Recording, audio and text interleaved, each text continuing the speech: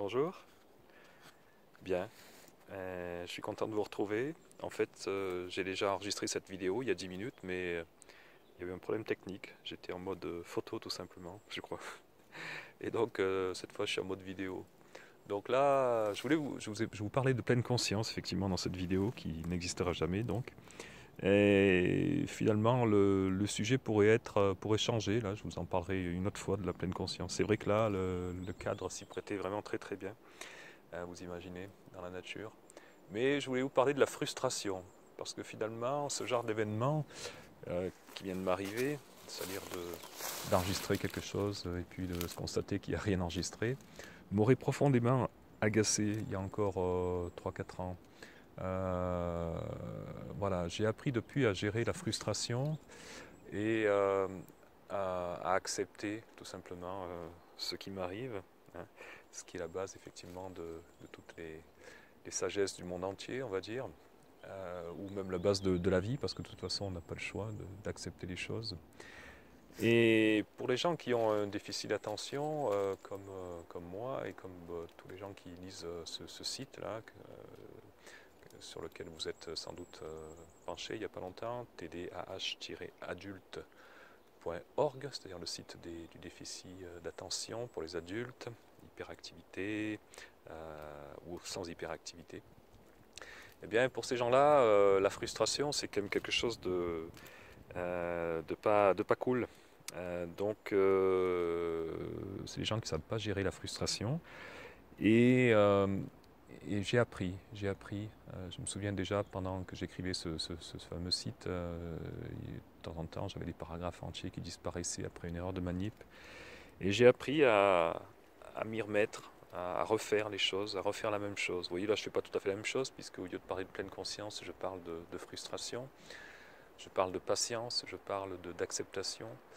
Et tout ça, c'est intégré maintenant, moi. Et du coup, c'est quasiment un plaisir en tout cas, d'éprouver cette sensation. Parce que vous pouvez bien imaginer que si on arrive à accepter tout ce qui arrive dans notre vie, c'est quand même la base d'une certaine paix intérieure et d'un certain bonheur. Hein, puisque par définition, il nous arrive beaucoup de choses que l'on n'attend pas, surtout quand on a un déficit d'attention. Hein, on est les rois de la gaffe, des oublis, de voilà, de petites distractions qui font que notre petite vie est émaillée de petits soucis et de grands soucis. Donc du coup, ces soucis, en fait, on les observe tout simplement. On les observe. Alors observer, vous allez me dire, c'est pas évident, mais c'est justement l'observation, on l'apprend en observant la nature petit à petit ou en méditant. Si le mot méditation vous fait peur, euh, quand vous passez du temps à observer la nature, par exemple, vous vous rendez compte que votre, vous arrivez à avoir une qualité d'attention qui est plus importante qu'ailleurs, parce que la nature calme en fait votre mental,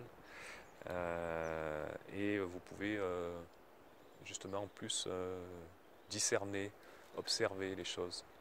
Donc la frustration, c'est quelque chose qu'on peut observer, tout comme un arbre, tout comme la respiration. Voilà. Donc quand on a appris à observer des choses assez subtiles, la respiration, la nature, on arrive à observer des émotions. Observer des émotions et se rendre compte que c'est juste une énergie finalement, une émotion. Donc la frustration, c'est juste quelque chose qu'on étiquette comme négatif, mais finalement qui ne l'est pas tant que ça. C'est juste un état d'âme qui passe et qui va s'en aller dans 10 minutes, je ne me rappellerai plus, ou plutôt ça sera plutôt un bon souvenir puisque j'ai réussi à l'accepter. Donc comme ça on se construit seconde à seconde, minute après minute, on se construit une belle vie finalement. Et du coup on peut partager ça avec les autres et répandre quelque part un peu d'optimisme et de joie de vivre, si le mot n'est pas trop fort, autour de soi. Et même si on pense que le monde n'est pas glorieux, en fin de compte, on a la puissance de changer notre entourage.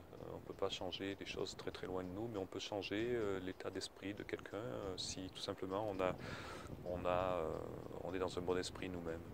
Voilà, donc bon, ça pourrait être un but dans la vie en soi, hein, mais c'est une des facettes de la vie intéressante. C'est qu'en se faisant du bien à soi-même, en fait, on fait du bien aux autres, hein. Donc c'est pas du tout égoïste de commencer par soi.